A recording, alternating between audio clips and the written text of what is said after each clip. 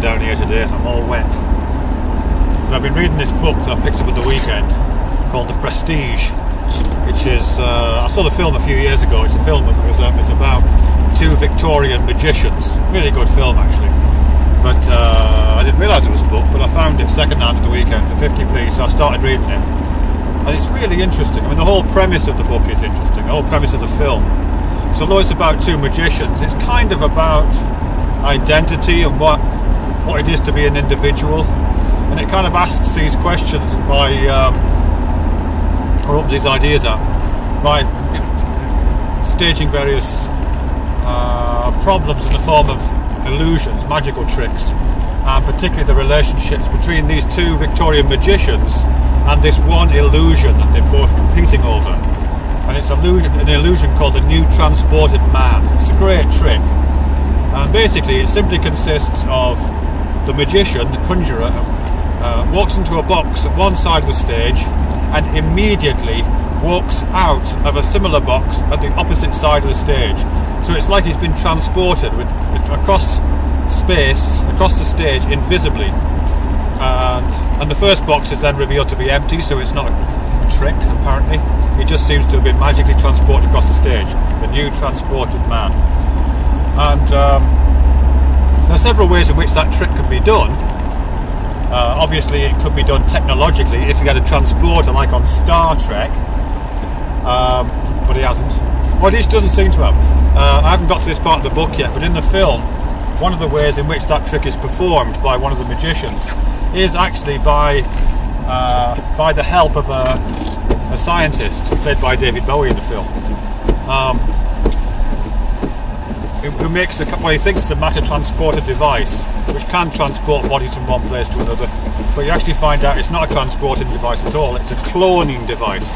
So it doesn't move the original from one place to another, it creates a copy of the original in the second place. So you could do that trick, and indeed one of the magicians does do that trick, the transported man trick, by using this matter cloning device, matter duplication device.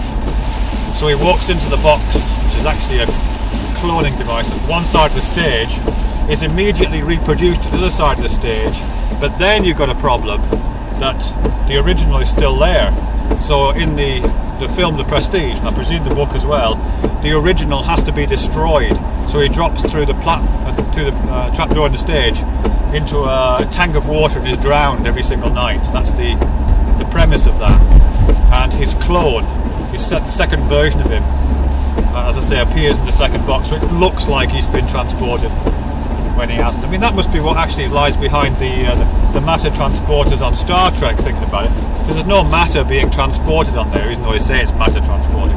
It's information, isn't it, that's transported. So the matter transporters on Star Trek must work a little bit like this stage magic trick in The Prestige.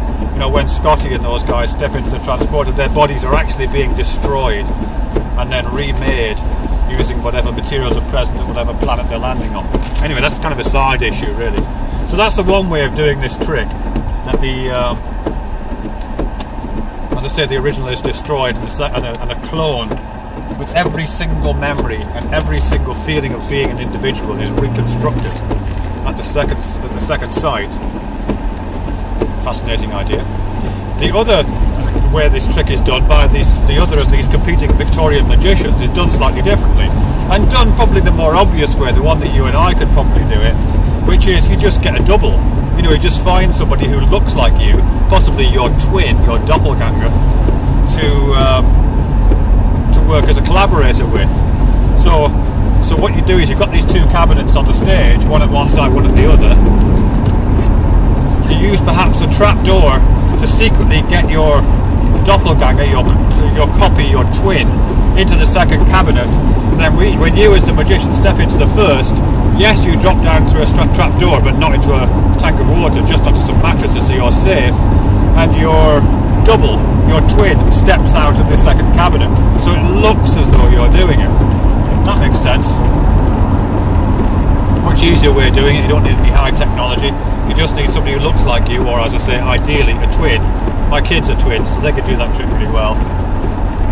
Now the problem with the second one is, and the problem which is explored in the film The Prestige and the book The Prestige is that, of course, if everybody knows you've got a twin brother, or if everybody knows that there's somebody who looks like you who keeps hanging around the theatre, then it's going to be pretty obvious how that trick's being performed when the sun's coming out. You know, it's going to be really obvious. Oh, he's just got his twin, or he's just got his double to stand in the second box. That's not magic at all. It's really obvious and easy.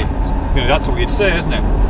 So in order to prevent that feeling, and for it to prevent people knowing that's how you've done it, the way you would have to do it is the way that the magician does it in the Prestige, which is that both he and his twin, his double, never let on that they actually have a double, that they actually have a twin.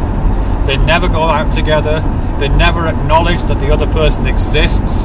In fact, they have a secret pact that only one of them will be out in public at any one time. So whilst one of them's out, the other one is always in. And in fact, when one of them injures themselves, traps his hand in a piece of machinery, the other one has to cut his own hand in order to simulate that. So that nobody knows there's two of them. Nobody knows there's this guy who looks just like the magician, because they're never ever in public together. Now, this is one of the things I found quite interesting, is as part of this pact that the magician and his double make, as part of that pact, along with the fact that they're never out together, is a promise to each other that whatever each one of them does, it has to form part of the history of the other person. So if the double goes out, for example, and makes a promise that when the magician goes out, the other one of the two goes out, they're obliged to keep that promise. You know, they can't say, oh, I didn't make that promise, it was, oh, not supposed to mention him. No, they can't say that, so they have to keep the promise. So everything your double does, you have to live up to. So you possess not only your own individual history, but the history of that person who looks like you. And they do that in the story. You know, one of them has a love affair with a woman, and the other one has to keep the love affair going. You know, has to be with the same woman, pretending to be the same person. In fact, they're both pretending to be the same person.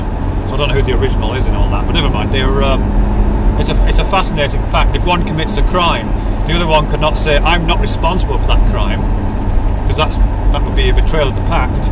They have to take responsibility for the other person's actions in a really fundamental way, which I thought was really interesting. And what it made me think of was the extent to which we kind of do that anyway. I mean, I haven't got a twin or a double, but there is somebody around, or there was somebody around, who was quite like I am, enough to be able to pass, but not like me in some other ways, and in many ways I don't feel responsible for. And that's me when I was younger. You know, when I was in my late teens, early 20s, those kind of years, I was very different. I feel as if I was a very different person to what I am now. You know, I mean, I'm not going to go into detail, but I did some fairly stupid things, some things I'm not proud of, to be honest. You know, just daft stuff, really. And I can kind of forgive myself, because I can remember the circumstances in which those things arose, and how it seemed obvious and the only thing to be able to do at the time. So I'm not going to beat myself over the head with it. But at the same time, it does feel like, oh, that's somebody else. That is somebody else. That's a different person. The past is a different country. I did things differently there. It's that kind of a thing, you know. But just like the magician, I have this pact with my previous self that I have to take responsibility for what that guy did back there. You know, I can't say, oh, no, that wasn't me. That was some other guy. I haven't got any of his molecules anymore. His information pattern is very dissimilar to my own right now. But I might have the same name, you know, an answer to the same parentage, but that's about it. That's the similarity ends, you know, just like twins, really. But I can't do that, can I? None of us can. We're all twinned with our own histories. We've all got these doubles, these doppelgangers, going all the way back, right back to our, well, certainly to quite early childhood. You know, I think there is a point in early childhood when you can honestly say, well, I didn't know any better, and I think everybody would understand that. But really, once you're a grown-up, you kind of have to accept responsibility. You have to enter into that pact, don't you? Say, yes, that was me. That's probably part of the promise, isn't it? Of being here now, here now, here now. All these heres, all these nows, all these people.